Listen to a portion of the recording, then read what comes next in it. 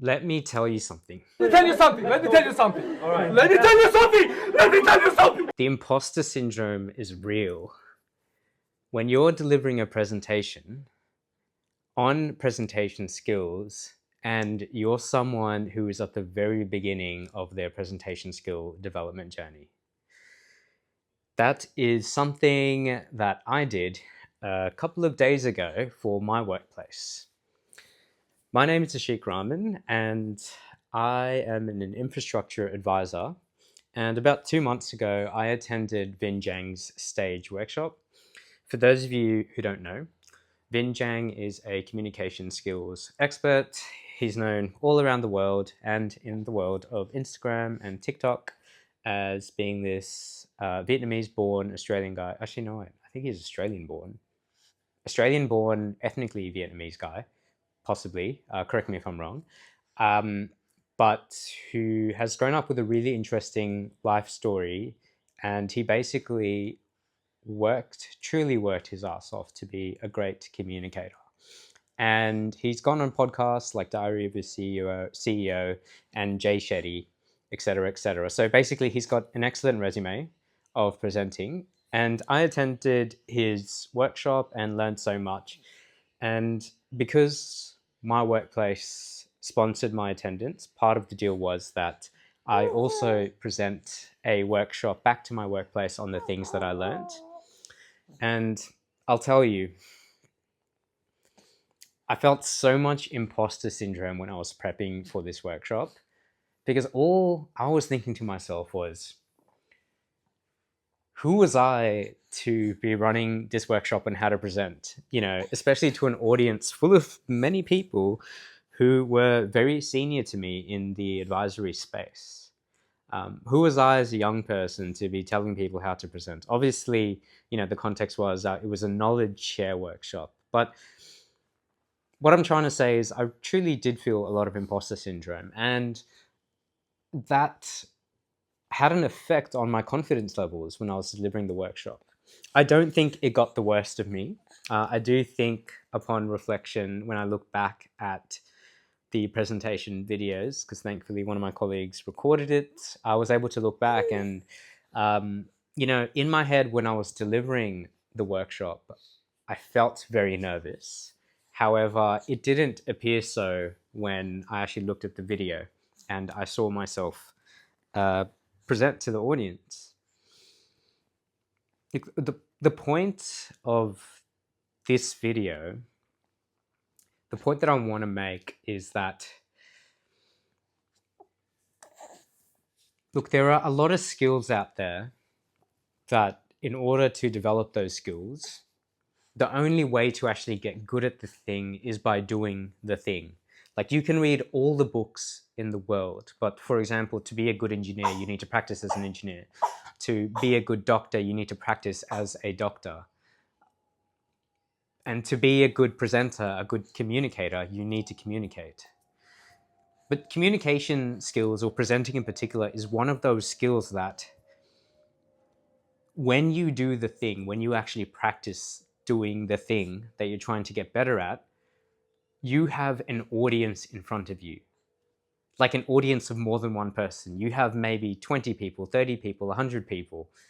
You have a very large audience in front of you that is observing you, that is judging you on your presentation skills.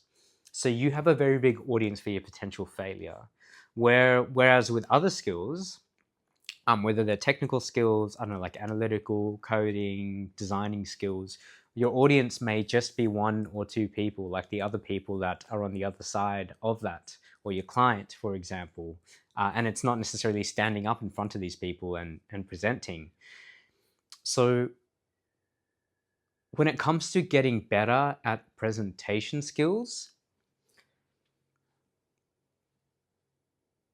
you need to be comfortable.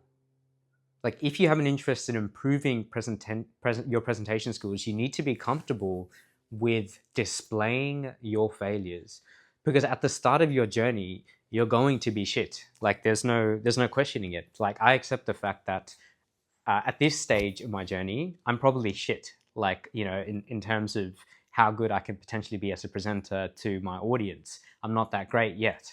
And I think that's totally fine. But the hard pill to swallow is that, your deficiencies as a presenter at this point in time are going to be very public. But you have to deal with it because that is the only way to actually get better. Like, you can't read your way to being a better presenter. Like, yeah, I signed up for Vinh Giang's workshop, I got his online course, and I've gone through the content, but I truly believe that reading that stuff makes no real difference to actually being a better presenter. It just, it gives you some knowledge, but the only real way to actually get better is to present. So my message to you, the viewer of this video, is that if you would like to improve your presentation skills, you will have to swallow the pill of the fact that the only way you can get better at it is by being comfortable with your deficiencies of presenting just at this point in time, at the start of your journey, being visible and public. But know that that is completely okay. Because firstly, we end up being our biggest critics. We overestimate how poorly we may have delivered a presentation. I know this from experience. And secondly, people are a lot more kinder than you think, especially if it's an audience with some people that you do know. People, I feel like we tend to think that, I tend to think this as well, or I have thought this before, that tall poppy syndrome exists and, people don't want to see us do well. But I think there are a lot of people out there that do want to see us do well. So that's something important to consider. And there was a last thing that I wanted to say.